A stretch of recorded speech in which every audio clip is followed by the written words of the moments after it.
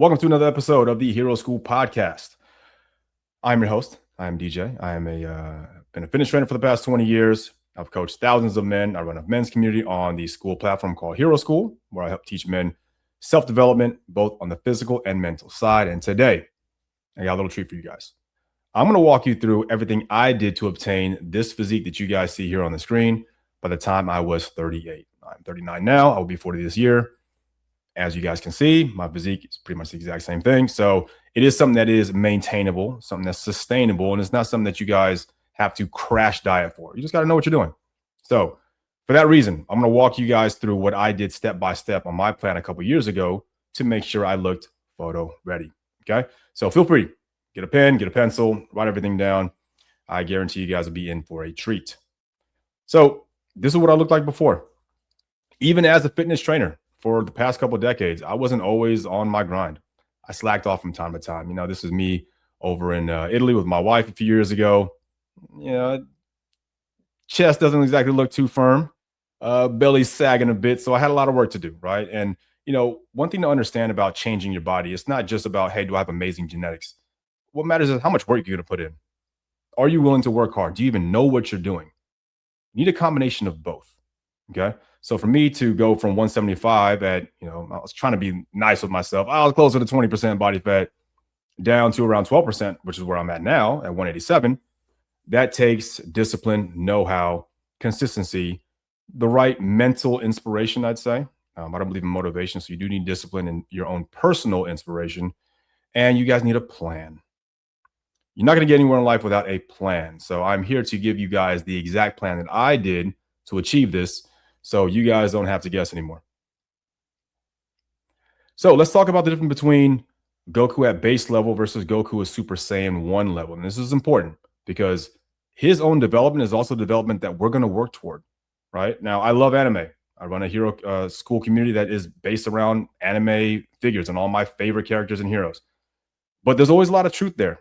So the way that Goku was able to evolve and get to Super Saiyan 1, there were certain things that obviously had to change for him to go from looking fit, looking lean, looking dangerous to basically like a god status, right? This dude is the absolutely legendary warrior of Saiyan mythology. So what I did here is I overlaid the difference between base form Goku and Super Saiyan 1 Goku and what you guys can expect from your own transformation if you guys follow what I'm going to tell you guys to do. So you guys will notice that the purple is going to be base Goku's original stats versus the orange being Super Saiyan 1 physical stats. So there's a lot of similarity here. You guys will notice on the left side here of this chart, right? The leanness doesn't change too much. He gets a little bit leaner, right? He gets a little more agile, a little more stamina, a little more mobility, or mobility stays the exact same because Goku's always been very crazy flexible. But the areas where you guys see a lot of change in development, actually here, muscle mass, right? This form of Goku, I would argue, outside of him puffing himself up very briefly when he was training Gohan back in the hyperbolic time chamber, this is actually the biggest he's been, I think, in the entire series. And if anything, when he gets later on and as he ages and gets better with his craft and martial arts, all the way to Ultra Instinct, the dude is super duper lean and is smaller than he was, I think, even as base form. So through that maturation process, we can track, hey, what stage of development of Goku do I want to look like?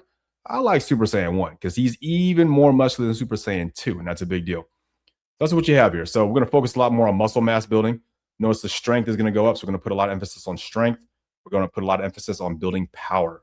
Okay, so this program is geared toward that. But at the same time, like I said, you guys will be increasing your leanness a bit. You guys will increase your agility, your stamina, and mobility will stay the same. I'm just going to make sure you guys work on it, okay? So let's break this thing down. When you're thinking about a Super Saiyan 1 build, there's a few areas that you really want to focus on. And so 3D printed shoulders, you guys want to have larger shoulders. That's the whole point, right? These things need to pop out. If you guys want to have that attractive look as a man, that V taper is an absolute must. It's non-negotiable. So if you guys aren't working toward that, you're not working toward anything at all. So let's just be honest there. 3D printed shoulders, I want them to be bigger. I want you guys to focus more on building your chest as well too. Now, interesting thing about a chest, I myself have a smaller chest. What guys would consider a bird chest. Why? Because I have larger traps. Now, one thing I've understood about anatomy over the past 20 years being a fitness coach is guys don't have big traps and a massive chest. You get one or the other. That's how it goes, right? Like Arnold Schwarzenegger. No one ever remembers Arnold Schwarzenegger for his massive traps. Well, we look at his massive barrel chest, right? The dude has armor plates. I mean, literally the ideal armor plates that all of us would want to aim for. Me, I'm the opposite. I got a bird chest, right? Stops here. It's pretty short. Not a lot of actual like muscle tissue here. Not a lot of width or surface area, but I got pretty big traps. These grow pretty high. It's going to be one or the other. But even in this system, because I had to do this system, this is going to be biased toward me building a bigger chest, especially in the beginning. So if you guys already have a pretty big chest, that's on you. But if you follow my program, you're going to be working with what I'm working with, right? So we got to build the chest out.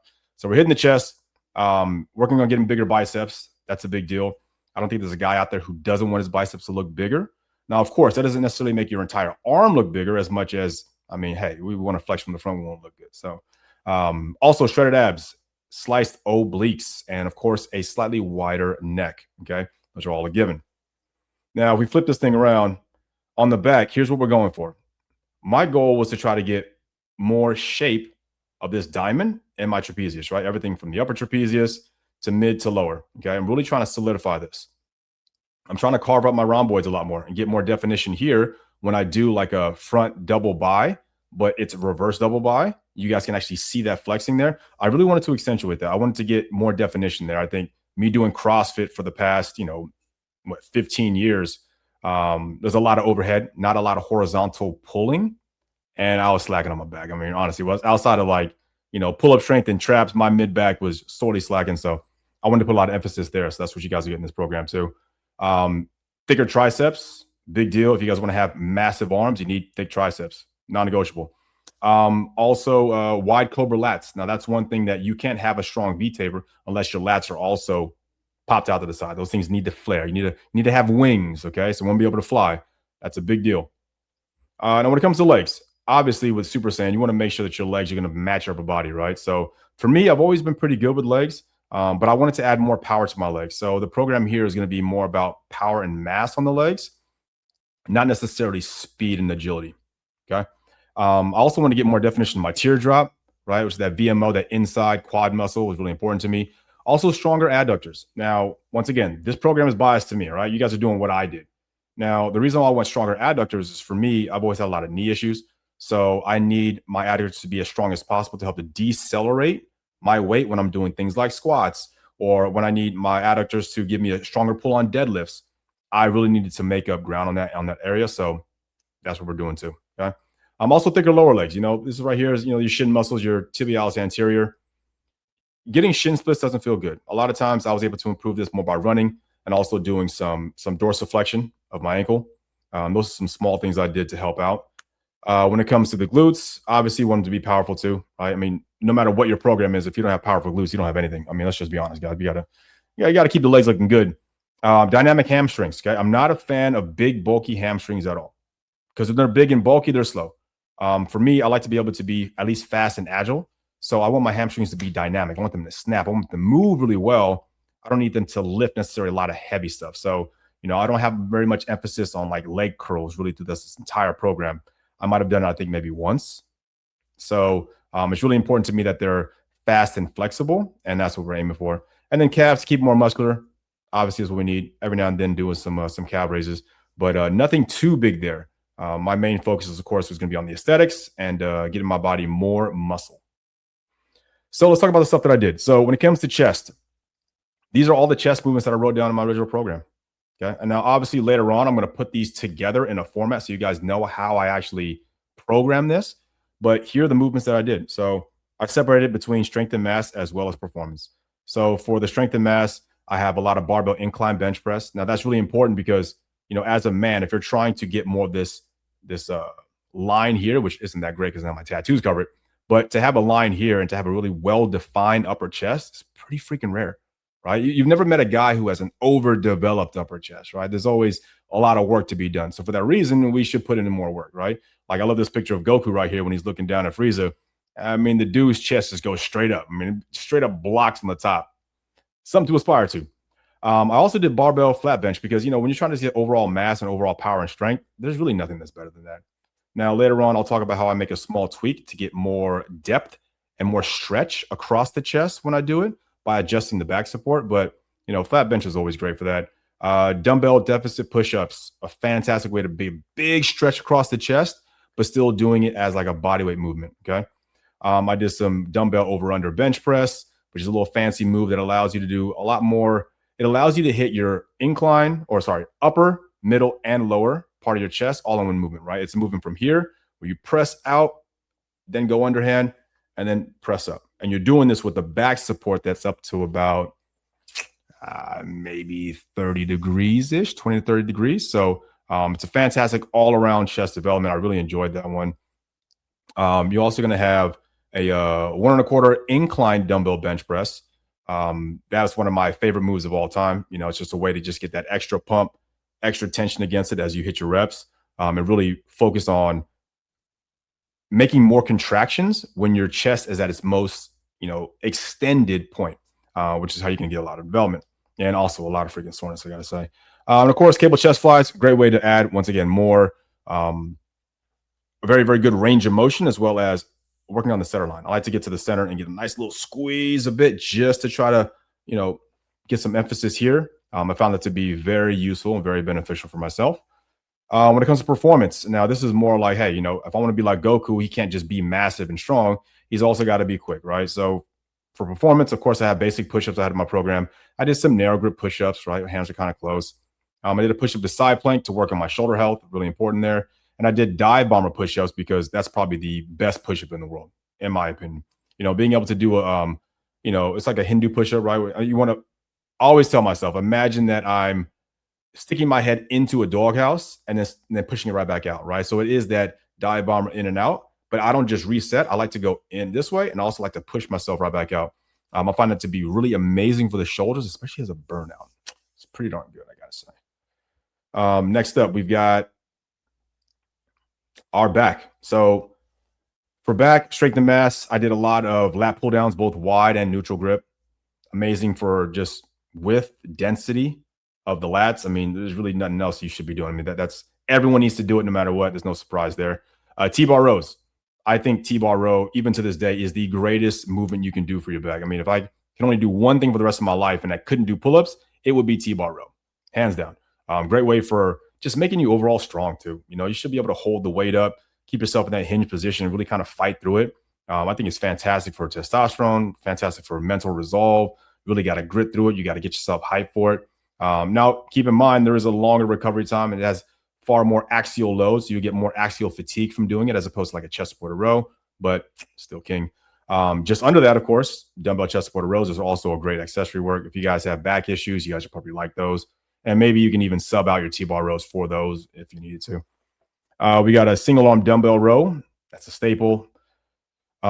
Seated cable rows. Once again, another staple. It's just another variation of doing it. I think seated cable row, it takes away some of the stabilization necessities that I have to place on my own body because the cable just goes forward and back on that nice little groove.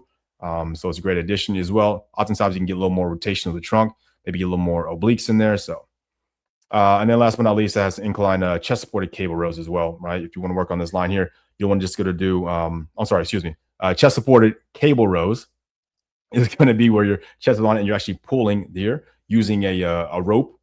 And it just gives you a very good range of motion. Like you really get a big stretch when you make sure that the rope is anchored pretty far away from the apparatus. And as you pull, you can really activate like every single muscle in your back by really squeezing and locking in. I found it to be a very good way to focus on adding more definition to my body, especially at the end range. For performance, of course, pull-ups, that's going to be king. You guys got to do pull-ups. I don't care if you're trying to be fast, trying to be big, hip pull-ups, doing weighted if you need to. During this program, I didn't do any weighted pull-ups at all, even though now I do weighted pull-ups all the time. Even more than lat pull-downs. But if you guys want to add those in, you're more than welcome to. But I think it's a standard pull-up is great. A lot of you guys suck at it anyway, so just stay there. When it comes to the getting more performance with core control, a unilateral movement is going to be a dumbbell tripod row to where you guys are positioned basically in a push-up plank on one hand, feet are wide, and you're going to go ahead and row with this one arm while you're keeping your shoulders and your hips flat. So if you guys want to be strong as heck, that's a good one. You got a kettlebell high pull, great way for building coordination. I think a high pull is one of CrossFit's 9 foundational movements. You should be able to get basically triple extension by pulling something from the ground bring it up to your chin. And triple extension just means extension of your ankle, your knee, and your hip. It's very functional. Superman flies with plates, fantastic way to strengthen your shoulders and to keep them strong and healthy. Kettlebell gorilla rows, another great functional movement. It's that alternating row in that prone position where one arm is pushing against the kettlebell that's on the ground, the other arm is rolling back. If you guys haven't seen it, you're going to like it. Then also ring rows, right? Ring row is like a semi-horizontal row, a lot of times like a Turkish pull-up kind of thing.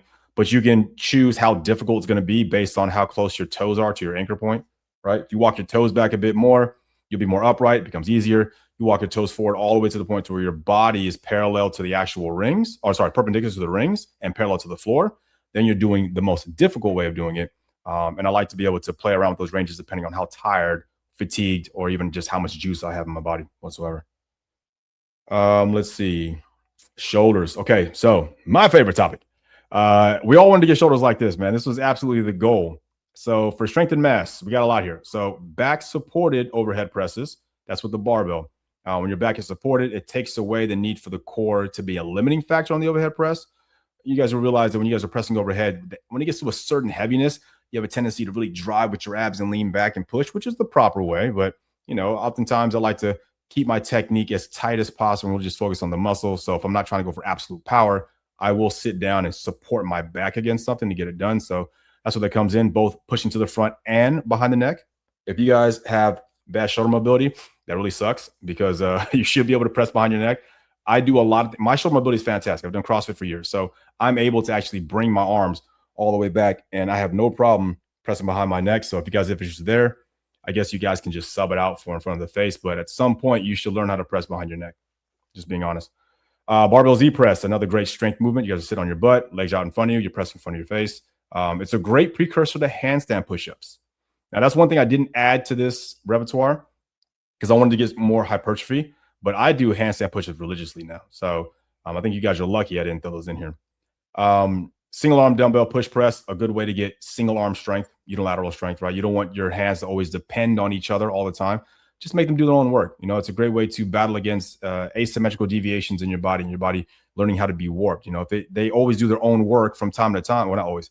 If you make them do their own work from time to time, then they have to be able to stay stable and they have to have their own relative strength. But if you're always holding onto a barbell, some sort of fixed surface, it's natural for one arm to grow stronger than the other because the other arm can just make up for their slack.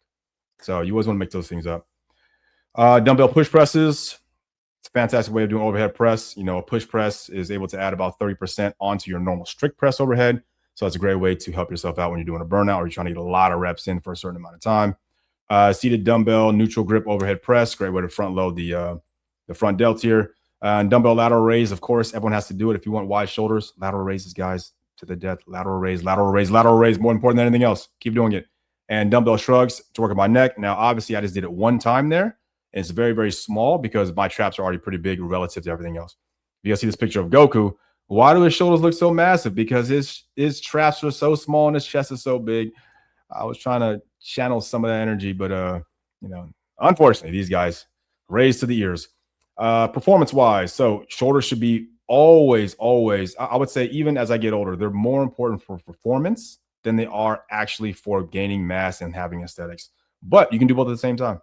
And that's what I did. So I did a lot of half kneeling single arm kettlebell Arnold presses, especially for warm-ups. It's a single arm motion here, going back and forth that really helped me to maintain good shoulder health, good range of motion, and it's a good thing to practice, good core control. My favorite movement in the entire universe outside of handstand push-ups when it comes to the shoulders is the hang snatch plus 2 press behind the neck. So you're starting with the barbell in front of you. You're going to go ahead and pull overhead, then 2 additional presses behind the neck, and then back down to your hips. During this time, I kept it real basic and just did it that way. I think back then I also did some ladders, though, and I wrote that down. But I was like, when I was writing, I'm like, man, no one's going to know what I mean when I say that. So I'll give you guys just the basic variation, which is still my favorite. But that is a great movement for strength, shoulder health, and hypertrophy. I'm telling you. Dumbbell Cuban press, very similar to what I just told you with the hang snatch and 2 PBN. But the dumbbell Cuban press, I would say, is even more towards shoulder health. You guys make sure you go a little bit lighter on the weights there. If you guys go too heavy, you just won't be able to do it. It's going to look like crap. But that was actually invented by the Cuban national weightlifting team, maybe in the 60s, I think it was, 50s or 60s. And they used to do that press to make their shoulder stronger. It's very, very smart. It's a great one.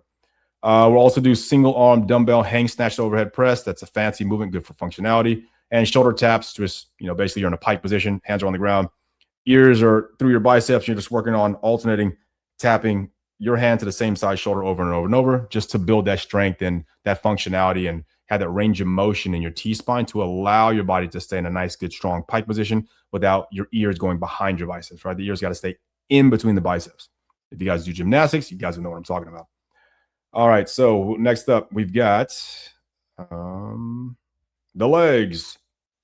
So obviously, Super Saiyan Goku, the only time we see his legs is when they were so jacked that they shredded up his pants and poked right through. So I do need more mass. I mean, for my legs, with me having years of knee issues, I got to say, my quads have been slacking. My hamstrings are massive. My adductors are massive. So that's why I wanted to have, better performance for my adductors, as well as just thicker thighs. So this definitely helped out. So I did hex bar deadlifts, which is great for everyone in terms of just building overall mass and strength. It doesn't just affect your legs. It also affects your entire posterior kinetic chain. Just do them. I don't care what you're doing. Just do them. Barbell deadlifts, which are my absolute favorite. I switched to hex bar because I usually suck at them. So, but barbell deadlifts are a fantastic way for building all the same things I just told you. It works every single muscle in your body. If you guys want to put on mass and it's not in your routine, you guys are slacking. Barbell back squats, once again, to just add more mass to my legs all around. We're doing, these top 3 movements are really, really big on strength and mass. So you want to overload them as heavy as you can and put a great effort into it. Kettlebell goblet squats, good for functionality, keeping yourself moving quick, but really good for hypertrophy as long as the numbers are pretty high. Same thing with dumbbell front squats, as well as a dumbbell forward lunge. Very, very good for hypertrophy at higher rep ranges. And then, of course, machine leg extensions and leg curls like everyone else does too. Performance-wise, got to be good at bodyweight squats. So I got air squats in there, butterfly glute bridges for, your glute medius is responsible for about 70 to 80% of all your glute activation. And the primary function of that is to rotate your femur, your thigh bone, externally. Okay, so external torque. So practicing those is a good way to just get them activated. That translates into everything. And it's a very lightweight bodyweight movement. Walking lunges, everyone needs to do those. Jumping lunges, right? You got to be dynamic, got to be quick. Box jumps, got to know how to jump. Don't want to lose that skill or that ability as I age. That'd be absolutely detrimental. And then super lunges, which is just a fancy way of doing 3 lunges all at once, right? I did a forward lunge, lateral lunge, and reverse lunge. And I cycle those things together, once again, just to make sure my legs are all around well-conditioned and perform well. For the arms. Now, the arms, there's really no performance way of doing arms. I wasn't doing explosive, bicep throws or overhead throws. I didn't do all on this one. I wanted to build more mass. So that's what we did. So I basically just put them all together. Strength, mass, performance is basically all the same stuff, right? So easy bar skull crushers, great way for adding mass. I needed that range of motion a lot better than doing this. Oh, sorry. I need that range of motion a lot more than doing it this way, simply because my outside head is a little more developed than the ones back here, the longer ones. So having a chance for my elbow to be up higher so I can really get a better stretch here, I put as much time into it as possible. So I did those.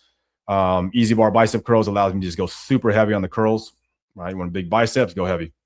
Single arm dumbbell French press, another way of getting good overhead extension to work on those arms one at a time.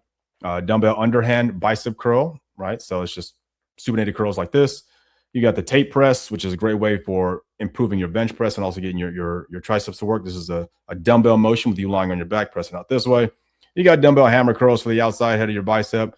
You got a cable tricep press down, once again, for the outside of your tricep.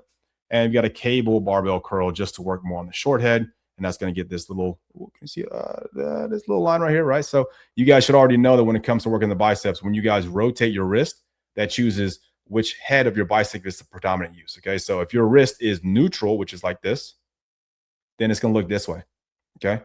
If I rotate and go underhand, watch. Let me see. There we go. Underhand, it goes this way. Boom, boom. That's underhand, like this. And then that right there is neutral. Underhand versus neutral, okay? So probably not the best example, but you guys will get it. Just do all of it. Simple and plain. Do all of it, guys. For abs and core. So I like to do a lot of different things. On this time, I really wanted to add more mass to my abs. So I did favor a lot more weighted stuff. You guys might not even be able to do this kind of stuff, which I get, but If you follow what I'm doing, you're going to do what I'm doing. So for strength and mass, dumbbell weighted sit-ups were great. I would usually do anywhere between, depending on the day, I would probably warm up with maybe like a 30 pounder. And eventually I'd be at maybe 50 pounds. Sitting on your chest the entire time, it must stay below the chin here and always higher than the mid chest. So you got to keep it up nice and high, and it can't come off your chest. You got to, let your body lift it. Don't try to push it forward with your arms. We got med ball GHD sit-ups. If you guys know what a GHD sit-up is, it's where I'm on the actual glute ham developer machine and I'm facing the sky. I'm looking up at the ceiling, so I'm supinated, and I have the med ball in my hands. I'm going to reach down to the ground, tap the ground with the med ball, and bring it up to tap my feet. So it's the hyperextension of a sit-up, plus it's weighted to like 20 pounds, 30 pounds, depending on the day. So once again, a lot of you guys probably can't even do that.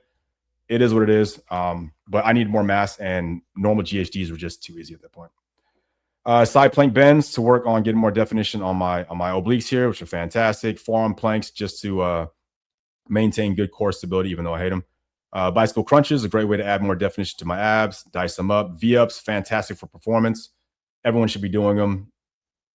If you can't, figure out a way to do it. And reverse crunches, of course, to work more on the lower abs, so we can get rid of the little tire there. When it comes to performance-wise, doing sit-ups for very, very high reps is always huge. Alternating V-ups is a great way to get the legs to lift up individually during the V-up, which I think is better for hip flexor strength. I don't think there's any real way to overcompensate with your back trying to bring it up in your psoas. I think it's a great way to just get like the one leg working at a time and get those individual psoas a little extra attention. Plank jacks, it's like holding a plank but moving your feet. So now it's just going to make you tired even faster. And Russian twists, of course, for rotational strength and anti-rotational deceleration. All right. And we also got cardio. So when it comes to cardio, what I had to be mindful of is doing too much cardio is going to be difficult and pretty much antithetical to putting on mass. So a lot of you guys are going to do this program. You got to humble yourselves. If you guys want to get leaner, that's going to be done in the kitchen. That's going to be done by being smart with your workouts. I'm not here to save you on that. So you got to make sure that you guys stick to this plan. If you guys will stick to this plan to get the results, you guys start speeding up on the cardio and you're not going to gain much mass. Right? Your body's not going to do both at the same time. And if it does, it's going to take far longer than what I'm going to tell you guys to do. So that's up to y'all. So I did treadmill walks. They were like incline treadmill walks. I was walking up hills from time to time. Like I got a massive hill right up here, which is what I use now. So if I was able to be outside with hills, that was great. I was doing ruck walks. So I'd have a 20-pound vest and I'd go walking that way as fast as I can, which is great. It's very muscle sparing, right? So sometimes doing cardio that way, because it challenges your muscles realize, hey, we kind of need the muscle to stay where it is. And it's going to be a lot less catabolic as opposed to just doing normal walking and running. So free game for you guys. Air bike intervals, great way to kick your own butt, get in and out, but it also works all your muscles. Is very, very challenging. So it is very muscle sparing. Treadmill runs, I would do from time to time if I couldn't make it outside, but most of the time I was outside. So I prefer that one. And then I would row, both steady state as well as rower intervals. I would normally say do stairs, but during this time, I wasn't actually doing the stairs. I just didn't really care for it. Now I do stairs all the time, and actually I love it. But during this time, I didn't do it. If you guys want to add those in, I think that's fine. That's totally cool. You can just replace maybe one of the things I'm going to tell you later on with some stairs, and it should work out just fine for you. Okay, so let's talk about the 3 stages of development. Okay, so what I did was I basically told myself, look, we're going to do what we can in 3 different stages. And we're going to split things up 3 months, essentially, okay? So month number 1, I want to focus on just building raw strength and power. That's my main focus. And understand, guys, when you guys are trying to change your body, it's better to give your body one goal as opposed to several at the same time. So my first goal was put on get more raw strength and power. And of course, as a consequence, some mass is going to be built too. But I wanted to improve the neurological benefits and push as much weight as I possibly could. So I focused more on that. And I combined that with a few metcons just to make sure my stamina and agility could also increase to a small degree. But that would be a smaller part of the workout. And I focused a lot more on just raw strength and power lifts. During stage 2, I focused more on muscle mass and performance. So it's going to be more hypertrophy, as well as a few more metcons, or the metcons are maybe just a little bit longer. I'm doing longer reps, maybe more sets each time, maybe less rest. And that's really what I want to focus there. And then last but not least, I consider this like the carve and polish of like the statue building.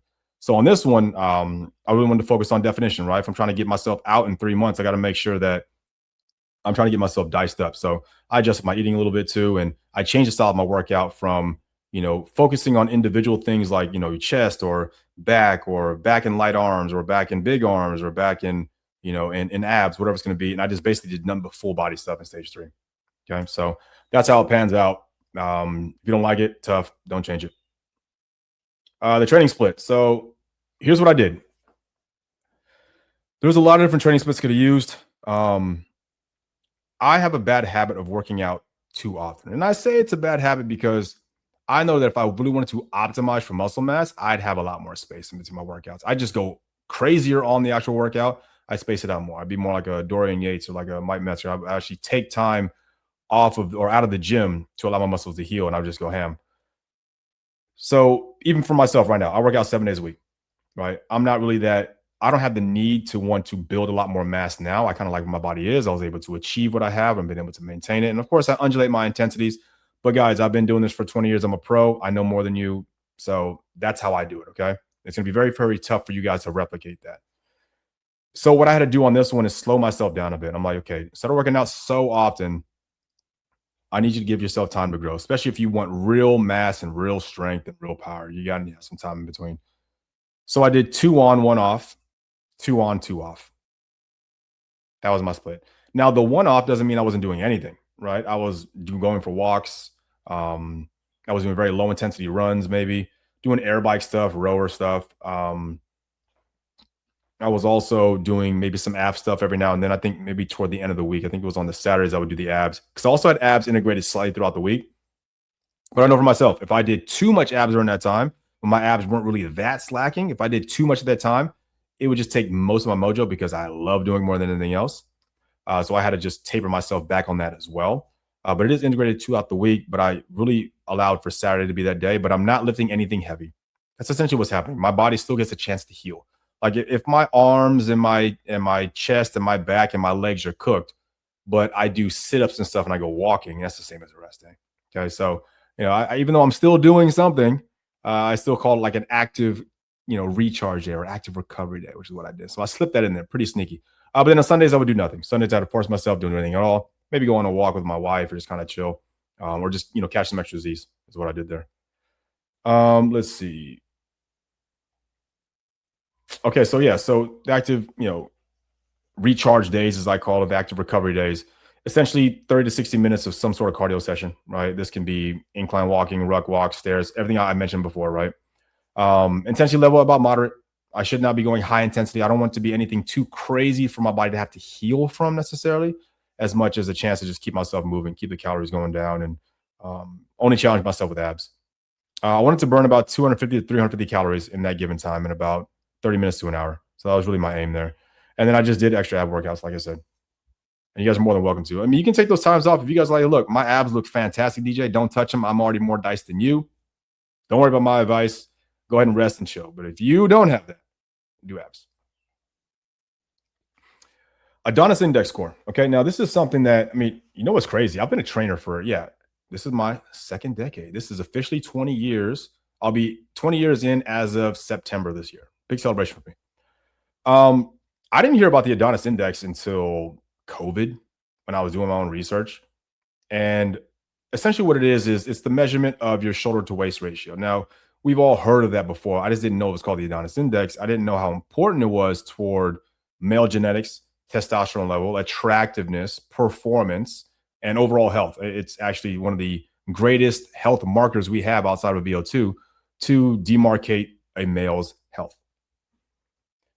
So I had to take some time to do some research and make sure I'm solidifying that to get my body where I need it to go. You guys will see here that super diced and chiseled, plastered version of Super Saiyan 1 Goku.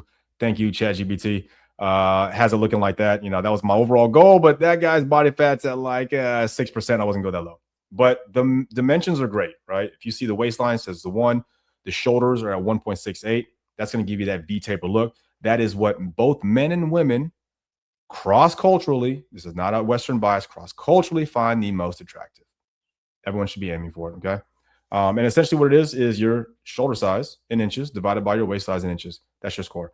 And you want your score to be as skewed as possible, right? If this was like, a 1 and a 1, that's not going to be good as a 1.1 and a 1, or eventually get into a 1.68. And you can get to a point where, I think this is more than that. This might be like a 1.75 maybe, which is still amazing.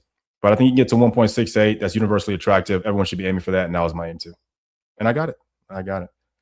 Also journaling too. Now I put this thing here because this is something I do in the men's community. I have like an actual journal that I wrote out that has all of Goku's, in my opinion, all his greatest quotes. I wrote excerpts for every single one of them. There's 90 in there. But for myself, just daily journaling. So when this was happening, I was just keeping a journal for myself, making sure that I keep my mind right. So it wasn't structured. I just wrote stuff down like, here's what I have to do today. I need to focus on getting my business done. I need to focus on filming myself in the gym. And even when you're tired, make sure you get your workout in. How is this making you feel? How are you doing starting your social media career? What's it like just now living in Oahu? What's it like, being fully entrepreneurship, and just keeping my mind focused on my own thoughts as opposed to hearing other people's. It's hugely beneficial. Every man at some point has to do that in their life. You got to get to the point where you know who you are as a person. And I would argue that journaling every single day, regardless of what you actually write in there, is going to help you do that. And I think that the more that men learn how to write, the better you'll know how to speak, the better you know how to think, because you're putting your actual thoughts out on paper. You have to stare back at what you just said and what you just thought. Oftentimes we talk out of our mouth. It's logorrhea. It's just a whole bunch of diarrhea from the mouth. We just say a bunch of BS all the time. We're not very serious as men. You want to investigate your own thoughts and know exactly what's going on in the world. So you should challenge yourself to keep a journal every single day. That's what I did. Like I said, the men's community actually have this journal, which is 90 days, which actually would fit what I did for myself if I had it back then. But that is what it is. But yeah, journal, guys. Journal. All right, so here's what we had. So I'm going to walk you guys through step by step every single workout that I did. So what I did was I had the same 6 workouts that I cycled on for essentially 4 weeks, right? I did them 4 times each. And then when I was done with that, moved on to the next one. So stage 1, if you guys remember, was about building raw strength and power. So here's what I did. On the very first day was just marked chest, right? Now, every other day inside this program has something pretty much combined to it. But once again, I'm slacking on my chest. I needed a lot more improvement there. So I have a day dedicated just to chest in this first stage. So if you guys like chest and you want to do more of it, I got y'all. If your chest is already too big, oh, well, you're going to do more of it. So in this one, I warmed up. And the way I do my warm-ups is I try to integrate Metcons and some sort of metabolic conditioning into my routines. And I got to sneak them in. I want to make sure that I'm able to still challenge my endurance system, my stamina, get my body moving and performing well as I continue to add mass and strength. Otherwise, it's not really Super Saiyan 1 Goku, right? It's just a guy who looks like him. But if you want to perform well, I want you guys to ensure that when you guys are done with this program, you guys not only look better, but you actually feel better and perform better. And that's what Goku did, right? So we got to keep the same thing. So what I did on the first warm-up here is it was a ladder. So you're doing 4 minutes of some sort of cardio equipment, right? You had either air bike, rower, or treadmill. I believe I want to say I did air bike for all of them, maybe except for one. Yeah, there might have been 3 days of all air bike, and one down I did the rower. I usually save treadmill stuff for later on. But the air bike, I love it because it's evil and it's freaking amazing. It gets straight to the point. So if there's any one piece of cardio equipment you guys can have at your house, get an air bike. Hands down. So I did a 4-3-1 on the air bike. I did 4 minutes the first set, then 3 minutes, then 2 minutes, then 1 minute. In between those, I also said, hey, look, I get my chest warmed up too. So after the first 4 minutes of air bike, I did 15 dive bomber push-ups. Then I did 3 minutes on the air bike. And then I did 10 reps, 10 reps, which is 5 reps less, of barbell incline bench press to get myself ready for what was about to come. It's considered movement prep. Kept it light. It's my first set, right? So I did light to moderate late. I think every single time I did that, the set at 10, I just put 135 on, right? Which I can hit for a set of 30. So it was very, very light. Then I did 2 minutes on the air bike again. And then I did only 5 incline bench press this time. Right? I chopped it in half, but I increased the weight. So I think at that time, I jumped to 185. And then I did 1 more minute on the air bike, and then I was all done. Now, in between these things, you guys are welcome to do your own stretches. A lot of times for chest, I don't do very much. I might do like a corner pec stretch and I get going. So if I feel good, I just get moving. For strength and mass is what I started off with. I did a ladder. Now, strength ladders are really fun. I enjoy doing programming, so you guys can hear some fancy, crazy stuff here. So I did 1 set of 15, 2 sets of 12, 3 sets of 9, 2 sets of 6, 1 set of 3. And I did that for bench press. And I did that with a 15-degree back support angle just to ensure that I got more range of motion on my bench press. Because when you guys start to incline, say for example, if you guys are flat, the shortest distance is going to be done on a flat bench. That's why it's usually done for competition. But if I were to increase my back support a little bit, that actually brings the bar a little bit higher. and everyone's chest starts big here and also slopes toward the neck. So if the arm's a little bit higher, that means there's a little more distance you have to travel to touch the chest because it's a little bit higher up. You get more of a stretch. And I rested 2 minutes in between sets there. Then as a finisher, I did a 3-rounder, which I try to get done as fast as humanly possible, really quick. I did 12 dumbbell dumbbell Tate press. I did 9 barbell incline bench press with a lighter weight. And then I did 6 dumbbell deficit push-ups. And I knocked out 3 rounds as fast as I possibly could. And what I did was each time that went by, I finished the round out and I added more weight to my Tate press. I want to say back then I was probably doing like 30, maybe like 35s to 45s back then. A barbell incline bench press for that kind of watt at the end. It was sets of 9, might have been like 185. And then dumbbell deficit push-ups. Of course, it's just your dumbbells just haven't flipped upside down. I was using the ones at the gym, like UFC gym, the one that have like the cylinders on the end, which is cool because the heavier the weight gets, the thicker it gets. And so I would use a pair of 50s because I wanted to be even higher off the ground so I could really lean into it. Those are pretty solid. The next day I would do legs and delts. This is legs and light delts because you don't always just hit it heavy every single time. So, I made a little demarcation. It's a pro trainer tip here. It's a pro trainer tip. That's what I meant to say. So for the warm up, I completed 3 rounds of 3 minutes on the air bike, 3 minutes on the air bike, 15 dumbbell clean and presses with a light load. So I'd probably start off with like a pair of 30s. Then I would do 20 alternating reverse lunges and then 25 butterfly glute bridges. Now, what this did was I got a little bit of cardio in the beginning, and then plus doing the clean and press was a good way to get my posterior kinetic chain loaded up. Now, a clean and press is going to be somewhere you bring some dumbbells from the ground, essentially, to your shoulder, then overhead. So I get a combination of the posterior kinetic chain plus a little overhead press, especially when I'm doing something like legs and light shoulders or light delts. It was apropos. And then, of course, the alternating reverse lunges and butterfly glute bridges, they're all gymnastic movements. They are calisthenics. They're unweighted, but just get those reps in. Just 3 quick rounds. And that's a warm-up. Are you ready to go? I did strength and mass on this one. So for this one, I did 1 set of 7, 2 sets of 5, 3 sets of 3, and then 4 sets of 1. So I could really go ham. And this is the hex bar dead or a barbell deadlift. Once again, I did hex bar deads. I really don't like them, man. I didn't like them at all. It's kind of funny. I know a lot of you guys prefer those over basic conventional, but it's just not my jam. I think when I was doing that, I think I did force myself. I think I did all of them in hex bar. Yeah. But if I did it again, that would be all barbell. I'll tell you right now, I'm over the hex bar.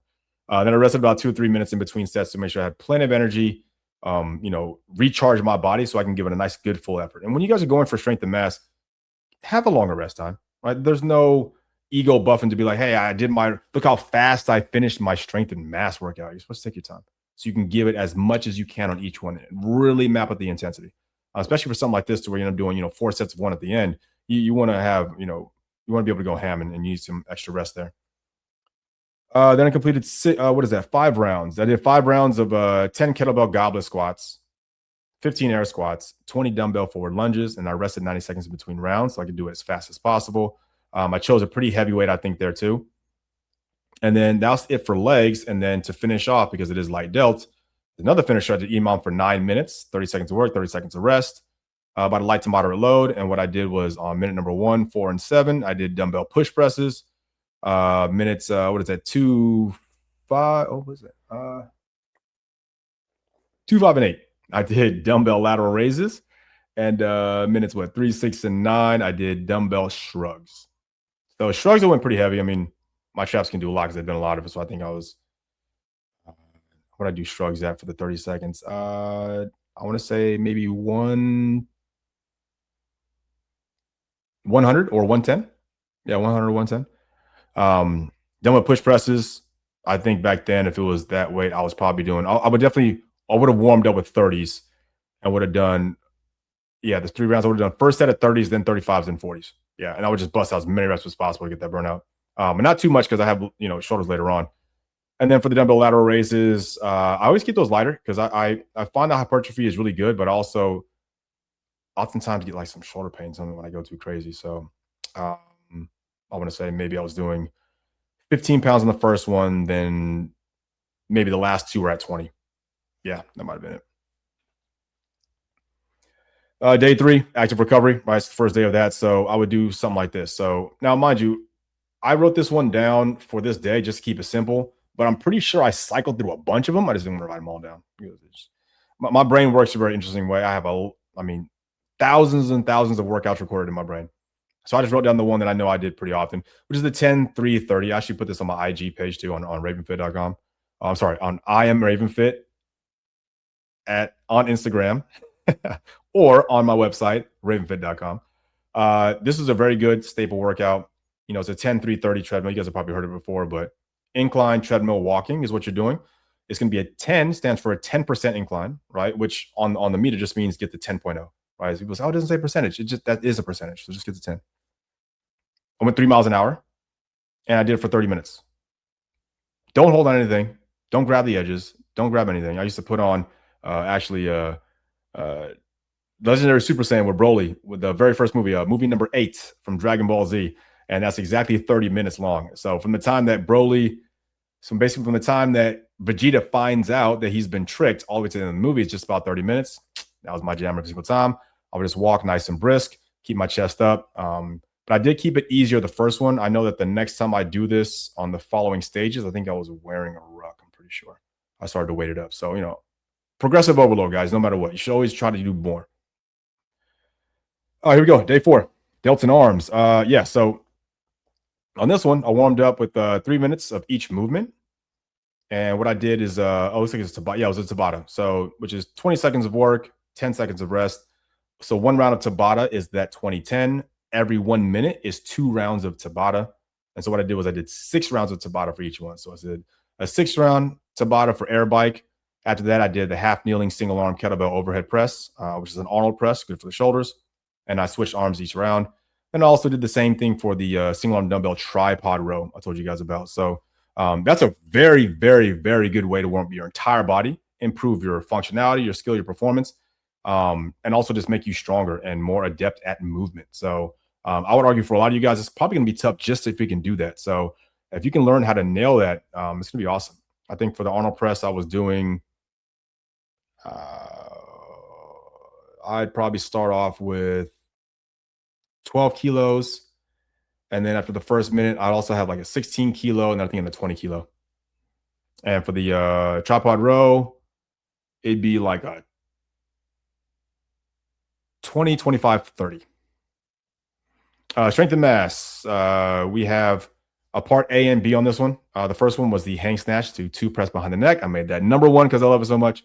So I did 8 to 10 reps there. And 8 to 10 reps just means, you know, you should be going hard enough to where you can't do more than 10, but you have to push yourself to do at least 8. And I rested about 2 minutes in between sets. I think on those ones, I was probably going as high as, let's see, for 8 to 10. What was I doing back then? That was probably, yeah, that might have been like anywhere between 95 pounds and maybe 105. I think I was doing back then, maybe 115. When it comes to the next one, we have 4 sets of a single arm dumbbell push press each arm. And that one you need any rest break. You do, you know, 10 to 15 with one arm. And then while you use the other arm's resting. So just get through as quickly as you can. If you got to take some rest breaks, do whatever you got to do. But I think on those ones, it was a push press. Man, I was probably like, for 12 to 15 reps, I'd say probably starting off at like 40s. Those 4 sets might be like a 40, 50, 60, 70. Then for the finisher, we got 4 rounds. This is where you're going to actually work on your arms a bit more here. Okay. So now you're going to do 4 rounds of 8 to 10 dumbbell hammer curls, followed by 8 to 10 cable tricep press downs. And then, actually, I can't even see it because this thing is actually blocking me right now. But, wait, go back. Something for the bicep curls. I don't know. You guys can read it. I can't because it's actually blocking the cursor. So it is what it is. And on those ones, you know, for the cables, it just depends on what apparatus I was using. Depends on the gym I was at. It can really vary from gym to gym, you know, weight stack to weight stack, depending on how many pulleys there are, you know, how long the lines are, where the fulcrum point's at, what system you're using, like who's the company. So I'm sure it could be pretty scattered there. And hammer curls for 8 to 10, I think I was doing probably 40 to 45s, I was thinking maybe back then. Day 5, we got back and abs. So for this one, we're doing EMOM, excuse me, for 8 minutes. And we're doing 45 seconds of work and 15 seconds of rest and transition. So for minutes 1 and 5, I did a kettlebell high pull, build that functionality. I'm sure I was doing at least like a 32, maybe a 38 kilo. You do lat pull downs for minutes for the next few minutes. Oh, sorry, for the next minute, you got lat pull downs. Then you have forearm planks. Then you have bicycle crunches. So it's a great way to warm up all your pulling muscles to get ready for back and abs, as well as getting your abs nice and tight and nice and strong and turned on, right? The bicycle crunch is just enough to give you a little bit of that zing across the midline. Forearm plank, of course, just works on your stabilization, which is always important. Lat pull downs, getting the lats and rhomboids and mid back all warmed up, all things you need to do, biceps and rear delt, all that good stuff. And then the kettlebell high pull is a good way to just get your entire posterior kinetic chain movement prepped and ready for what's going to come next. Strength and mass, right off the bat, T-bar row. Told you it's my favorite. That's what we do. So on this one, I did 2 sets of 12, 3 sets of 9, 2 sets of 6, 1 set of 3. Resting about 90 seconds in between sets. Now, I do remember this. I wrote down 90 seconds, but I think it might have been longer sometimes, depending, because I always had move the weights around, and I think I got pretty freaking heavy. I would argue it could even be as high as like 2 to 3 minutes. I think on some of those, I was really pushing the pace. So let's keep that in mind. Then we, part B is a complete 3-5-8, 3-5-8. So that's like a reverse pyramid twice, Fibonacci numbers. So that's going to be a single arm dumbbell row each arm, right? So you hit 3 with the right arm, then 3 with the left arm. And the whole idea is to keep yourself moving, right? There's no rest. So you do 3 with the left, 3 with the right, and then 5, 5, then 8 and 8.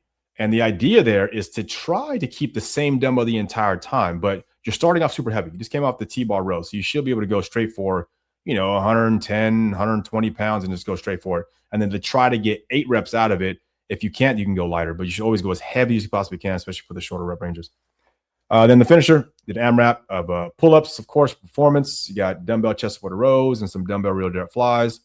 And probably should have written it. The pull-ups are strict. Now, I do a lot of kipping pull-ups, a lot of butterfly pull-ups. This sets of 5 was always strict. I'm not going to do a freaking kip for that. 10 dumbbell chest supported rows, probably 70 pounds, 80 pounds-ish. Dumbbell rear delt flies, 15.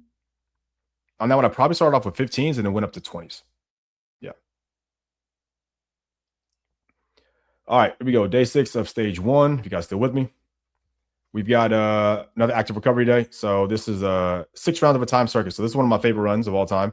You run for 30, walk for 30, run for 60, walk for 60, run for 90, walk for 90. Do this for 30 minutes. That should be, what is that? 1, 2, 3. That's 5 rounds. Should be 5 rounds total. Then also I did an AMRAP for 12 minutes. Nice little ab movement. So this was 5 ab rollouts, which I'm really terrible at. I have a popped out rib on this side right here. I don't know if you guys can see it, but it's actually popped out from snowboarding and it's never popped back in. So ab rollouts really suck. So I got to keep the strength up. I did 5 of those. 10 more bicycle crunches and then 15 tall kneeling dumbbell side bends to really work on right here, serratus, as well as the obliques, and just building strength on my core sideways. All right, stage 2. So stage 2, once again, this is going to be more for hypertrophy and performance. All right, so we're switching gears. It's not a lot of the super mass building, super heavy weights. We're shifting gears now to get a lot more on the hypertrophy and performance end. So warmed up on this one for delts and arms is what I kicked off. Now, I also wanted to have fun with this too. I don't like to just do like always chest on Mondays. It's so boring, dude. So I switch things around. I'll have, things move around. So you guys will notice on day number 1 here, it is delts and arms. That's because I just like variety. So I did 3 rounds on this one. You can do 20 alternating shoulder taps in the downward dog position, which I'll show you guys before. Then you're going to go ahead and do 10 alternating push-up to side plank. Then you're going to do 20 ring rows. This could be neutral grip and 10 underhand. So 10 neutral, which is wrist facing each other, and then also 10 underhand, just to make sure we're getting, mid back and stuff like that. Underhand also can get more of like the lower lat insert. And that's just a good way to get the arms warmed up. You can get your lats going a little bit, but for the most part, your arms are doing most of the pulling. But overall, anytime I'm doing things for arms where I know I'm trying to stabilize my elbow toward my rib, if I'm doing heavy curls or whatever it is, I like my lats to be turned on and activated. So for hypertrophy, I did 3 sets of 10 to 12 reps of seated dumbbell neutral grip overhead press. Once again, to really front load the front of my shoulder there. It's also pretty good for the core. Gotta say, pretty good for the core. And you also have 10 to 12 dumbbell hammer curls right off the bat. And then you're going to rest for 90 seconds between sets. So that is a superset, right? And you want to go as heavy as humanly possible. Each round that goes by, you should be increasing the weight, which is what I did. It's always progressive overload. I want to say for the neutral grip overhead press, I was probably doing 40s to 50s by the end there. That's going to be 2 of the dumbbells that's going to be pressed together like this. Boom, as you press overhead. But also did the hammer curls. Yeah, I think that's same thing. Probably because if this was seated, I would have stayed seated during the hammer curls. So it would have been a seated hammer curl. And I would have done, probably 45s at that point. Yeah, it seems about 45s. Then the next set of supersets, 3 more. Now you have a seated dumbbell Cuban press, which is good for shoulder health, and also just really taking the time to, boom, come here, press overhead, and go over the top. Come here, boom, press overhead, go over the top. Fantastic for shoulder development, guys. And I would double that up with easy bar bicep curls. After I'm done with those, I would stand up, hit the easy bar curls, and go as heavy as I possibly could. And then rest 90 seconds in between rounds. Yeah. So I think back then the dumbbell Cuban press, I think I always started with 25s, and I would probably go to 35s max. I know some guys hit 40s and 45s. I don't know how. I think they're using momentum and stuff, but that's as far as I got. Easy bar bicep curls. I mean, easy bar is 25 pounds. I would just put, 45-pound plate on each side and knock those things out. Let's see. And the last superset is going to be another 3. This time you have easy bar skull crushers, right? 8 to 12.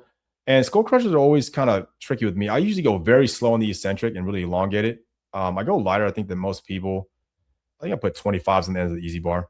So it's about 75 pounds, I think I'm usually doing on that. And then the dumbbell rear delt flies, it's 12 to 15. Yeah, it probably would have been 15 pounds. I would increase it from there, maybe to 20. And of course, you get your rest. So this is a fantastic shoulder and arms day. You're going to feel absolutely blasted at the beginning of your week. We got legs and abs. So legs and abs, we got 3 rounds, 20 air squats, 20 walking lunges, and 20 jumping lunges. That sounds deceptively easy, and that's why it's deceptively easy. It is a burner, and your legs will feel good to go within less than 3 minutes, right? All your leg warmer stuff, all the stretches you guys might want to do. It's a lot of times it's a waste of time. Just hit this and you're going to feel great. Then we hit strength right away. So then EMOM for 10 minutes. That means every minute on the minute, you got to perform a certain task. We did 5 barbell back squats every minute on the minute for 10 minutes. I think on that one, I would just start off with, put the bar on the thing. I would say, okay, well, since we increase weight, I would start with 95. I actually wouldn't have much more of a warm-up because I don't want to practice more reps on the barbell. I would go straight to it. And I would just add weight anytime I could. So I'd go from 95, then I'd be at 115, then I go to 135, and then 155, and then I would jump to 185 because I hate 175. And I go from 185 up to 205 and then 225. I just keep increasing it. It's usually pretty fun that way. Next, I would do complete 4 rounds. I was doing 12 to 15 machine leg extensions. All right, that's what I did. I just rested 90 seconds between reps. So just very, very basic. Sit there, hit your reps. I'll get a nice little pause at the very top and bring it down. I'm not a fan of using a lot of heavy weight because I want more of the hypertrophy, and I also want to understand that, if I go too heavy and try to hold at the top, it's really going to pull on my knee. We don't want that to happen. So, but you guys have safe knees, so I would keep it a little bit lighter if you need to. And then we finished off with some abs there. I was doing 10 V-ups, 10 sit-ups, and then 10 plank. Is that 10 plank jacks? 15 plank jacks, excuse me. And that's a good burner. And on that one, I'm trying to go as fast as possible. I would hit 10, flip over 10 hit 10 and then do 10 sit-ups, flip over. I would hit the entire thing unbroken as fast as humanly possible. I believe I would always get to set 4 or just before, starting set 5, my abs would be on fire. But that's what you want. You should be in and out real quick. I mean, definitely within 5 minutes, the workout's done on that. Active recovery, right? The next one, on this one, I'm doing another treadmill walk. And this time I changed things up. Yeah, so this is where I had the vest on. That's right. So instead of 10%, I went 12%, still at 3 miles an hour. I did 40 minutes this time, right? I need to progress. I think a lot of you guys, you might actually try the first one I told you about, the 10-3-30. Like, DJ, this is too easy. It won't be after this, I promise you. So you hit this one. This one's a great banger after that. My legs always felt cooked, especially after doing it the day before. So then I did back and light arms. This would be day number 4. And for this one, I'd warm up with the ladder, 10 down to 1 by singles, ring rows, dumbbell, or sometimes TRX rows, depending if I'm at like a global gym. I was at UFC gym sometimes. I'll also do dumbbell power cleans, narrow grip push-ups, Superman flies with small plates, let's see, dumbbell power clean. I think I would do on that one 50s. And the small plates on the Superman fly, what was I doing? 5s. For hypertrophy, I would do 5 sets of a lat pull down with wide grip, and I would go pretty darn heavy on that because you get to rest 1 minute in between the sets. Yeah, I'd really crank that sucker up. I think I would start off with probably perfect technique at like one. What was that? Maybe 145 is that mid marker, something like that, right? 145, and then I would probably end up with maybe 205. I think by the end of that. And then for a finisher, I was hitting supersets, 12 to 15 seated cable rows. And that's more to just get hypertrophy. I'm a bigger fan of leaning forward and get more of a stretch. And then I only pull high enough to come neutral. And a lot of you guys like to lean back. I think it takes some of the effectiveness away, but it's all pretty much working the same stuff. But it's an easier version of the T-bar row. And so you should be able to get some good things. Now, I have like a very specific handle I like to use. I like to use the handle. It's actually one that I bought on Amazon. It's one of the best ones ever. It's not the super close one that stops the belly. It's a little bit wider so you can go beyond it. Because, I like to take a cue from Lee Haney's famous bodybuilding days to when he said, when you do a row, the idea is to try to activate every single back on your muscle. I'm sorry. Let me try that again. Lee Haney would say that every single time you do a row, the idea is to try to activate every single muscle on your back. That sounds a little better. When you do it, just to try to get as much activation as possible so you're doing your best. Now, some guys will say, no, don't do that. Don't retract, just keep it just for your lats and this and that. Whatever. I'm going to listen to, one of the greatest of all time, if not the greatest of all time, bodybuilder and what he did. And he would try to use every single muscle on his back and do the exact same thing. So I like the slightly wider handle that comes out to the sides. Let's see. For a finisher, I'm sorry, before that, 5 sets of lat pull downs with the narrow grip. And that would actually, I'm sorry. Oh, did I skip that? My bad. Let me go back. So before we get to the finisher, lat pull down also with narrow grip. I guess I skipped that. So 7 to 10 reps there is what you guys want to hit. 1 minute rest in between. You should be able to go a little bit heavier in its neutral grip. I think from there, when it was time for those sets, after I changed the bar because of the handle difference, I think I would bring it down to 185. And then I would build back up from there. And I think I would maybe top out at like 230 if that's the actual metric I'm thinking. Okay, back to the finisher. So 4 supersets, 12, 15, seated cable rows, like I mentioned before, 8 to 12 single arm dumbbell overhead extensions each arm. All right, so that's going to be like this, like that dumbbell French press I was telling you guys about. On those ones, I would do, maybe start at 25 and end at maybe 35, I think I was doing back then with 60 to 90 seconds of rest in between. I remember that feeling pretty darn good. And then day number 5. So now we have chest and light delts, right? So I waited more to the end of the week to actually hit chest. Like I said, get that variety in there. And this time I'd warm up like a little quick little 7-minute AMRAP. So AMRAP just means as many rounds as possible in a given time constraint. It's going to be 7 minutes. I did 3 dumbbell devil's press. I did 5 dumbbell deficit push-ups and then 7 box jumps. Why the box jumps? Because you got to use your legs. Like I said, get that metabolic conditioning and just get the heart rate up, get it moving, get the body prepped for high intensity movements. It's always very important. So I did some box jumps in there, and I would use like nothing too crazy. I think either 24 inches or I might do like a 30-inch box. And then dumbbell devil's press. I think back then I was doing a 7-minute AMRAP. Yeah, I'd be like a set of 40s. Yeah, set of 40s. And then dumbbell deficit push-up, those same 40s, just flipped them on the sides. I hit it that way. For hypertrophy, I was doing 5 sets of 8, 1 1/4 dumbbell incline bench press, which I love, one of my favorites as well. It's a great way of really focusing on the top here, getting that line that goes right across your clavicle, which is really important. And yeah, about 60 to 90 seconds in between those sets. I think when I was doing those, I'd start off with probably 50 pounds. Then each round that goes by, those 6 sets, I was increased the weight.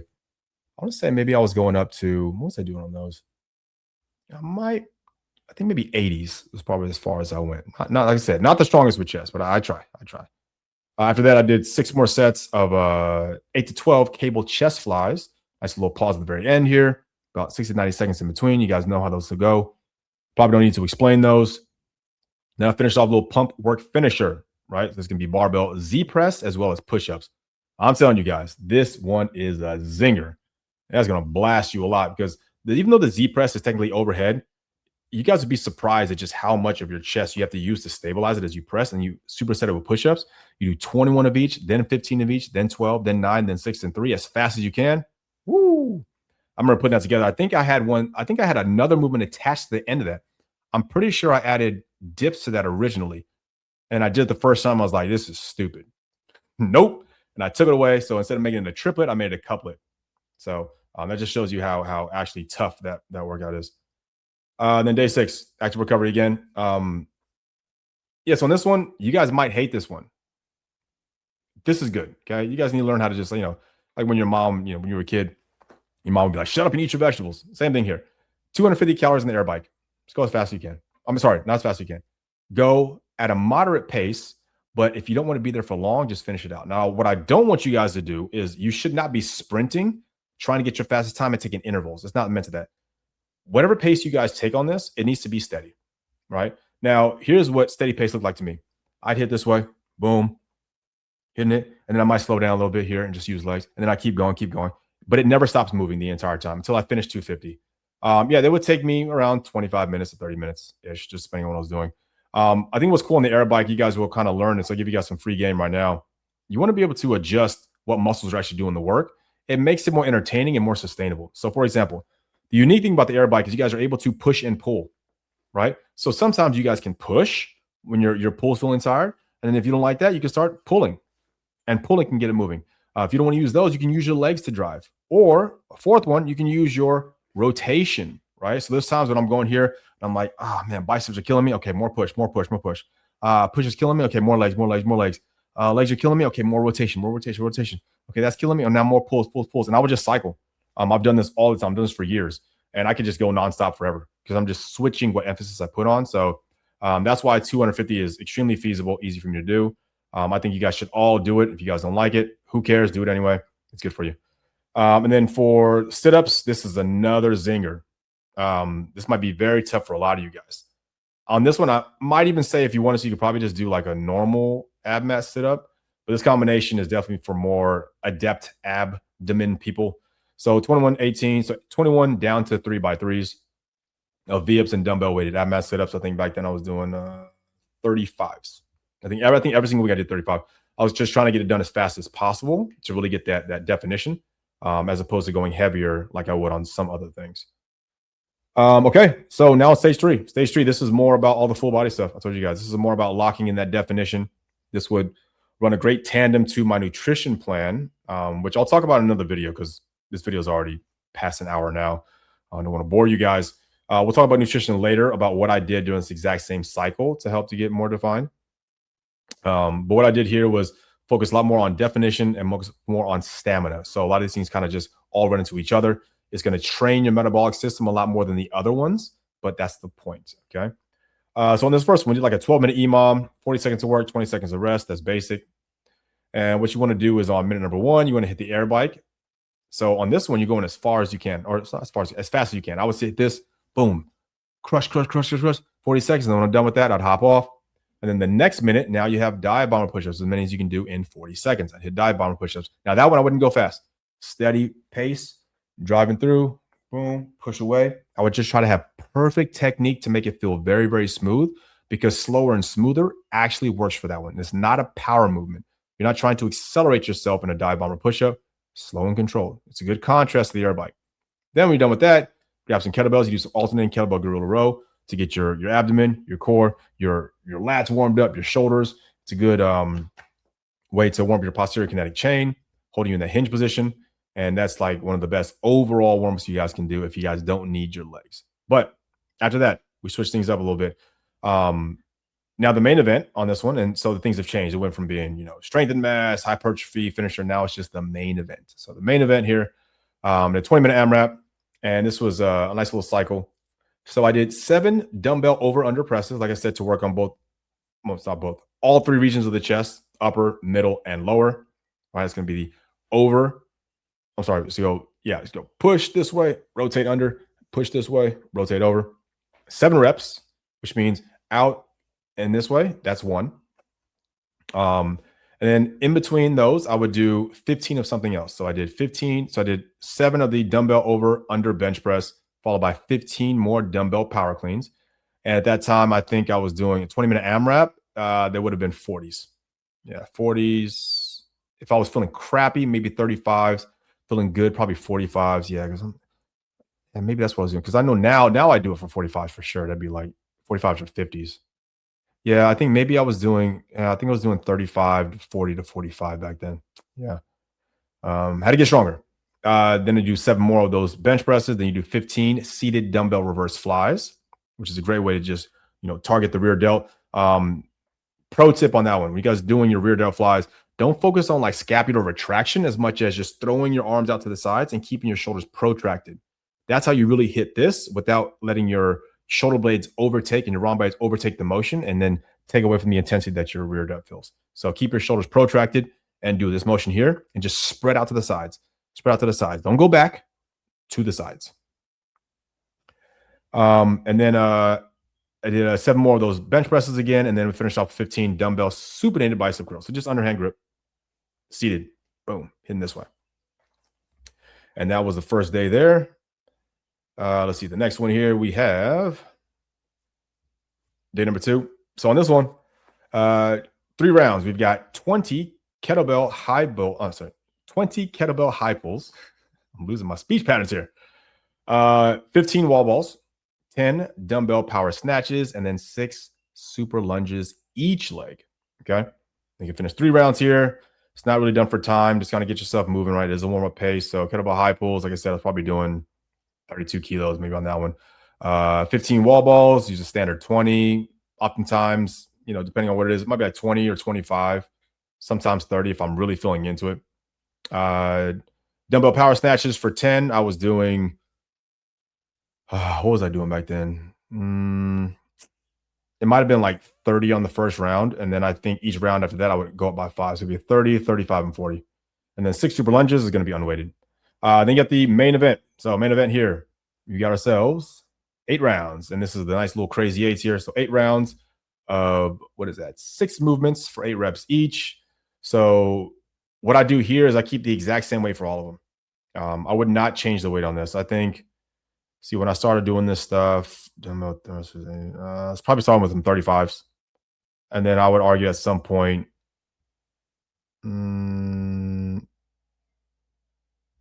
yeah, definitely got up to 50s. Yeah, probably 35s to 50s. I don't even think I would have done 35s. Yeah, I probably would start at 40s, but I definitely would have ended at 50s.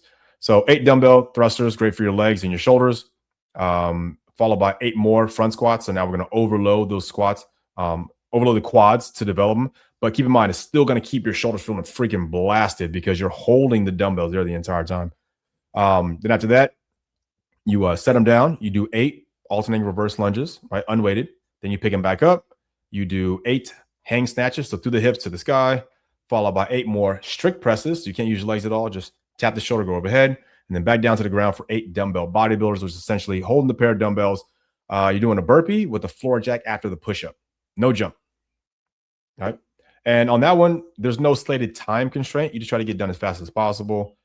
I think back then, that workout was probably taking me 8 rounds of that. Might have been close to 30 minutes, maybe. I'm trying to think. Yeah, maybe about 30 minutes, I think. Because I got into the gym, 3 rounds. Yeah, this might have been one of my longer days. Yeah, probably would have taken about 30 minutes to get done.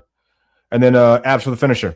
All right, so when you're all done, your arms are cooked. You can lay down your back. It's actually pretty easy. It's more of a lightweight type of ab thing. You have 20 reverse crunches for the lower abs, followed by 20 thigh slide crunches for the upper abs. Then you flip on your side, 10 side plank bends each side.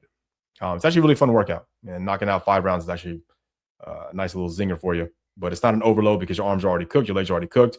It's a great way of almost like a very lightweight, higher rep range for the abs, more on definition, slice and dice. So a lot less on the mass building, right? All right, day 3.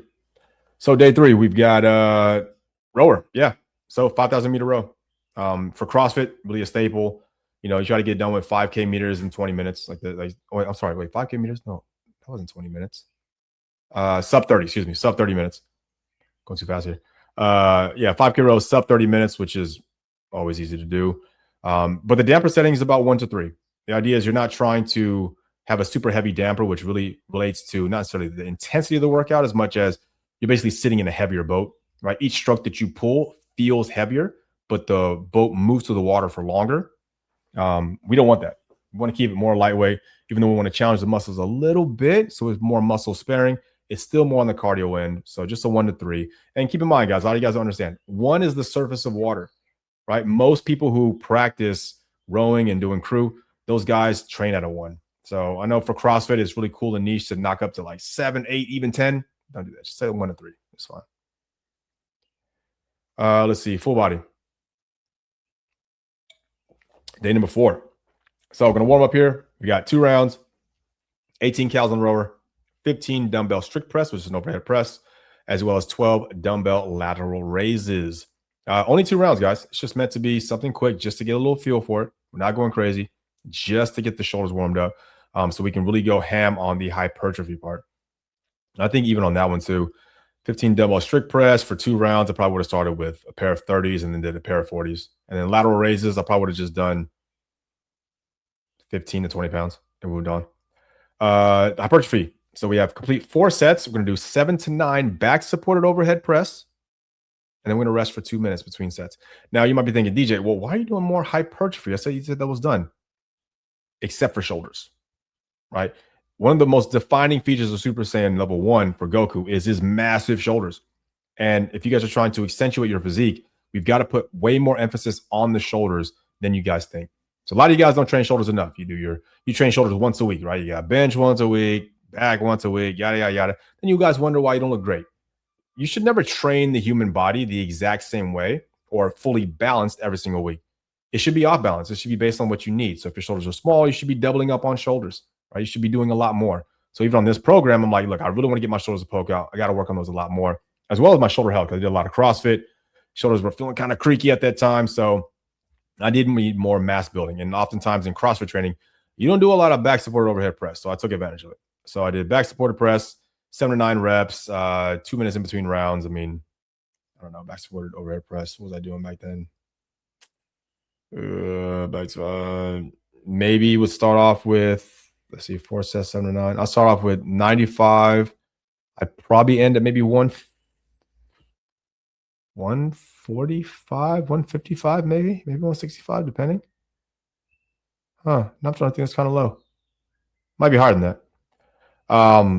Yeah, resting for 2 minutes in between rounds. And then for the finisher there, we have a high repetition one. So this is going to blast your shoulders into oblivion, guys. So this is still going to be the full body etching part, and this is going to wreck you. So 40, 30, 20, 10. That's 100 reps of each. Of single arm dumbbell hang snatches to overhead press, where you go through the hip, to the sky, to the shoulder, to the sky. And then you switch hands every 5 reps, as well as alternating V-ups. So this is going to dice up your core and your shoulders. You do 40 of each, then 30 of each, then 20 of each, then 10 of each. It's going to wreck you. But I promise you right now, this is going to be an amazing way to define your shoulders and make them feel absolutely juiced and pumped and brolicked. So you guys really enjoy that one. Day 5, we got another warm up here. We've got 4 rounds. We do 50 cals on the rower.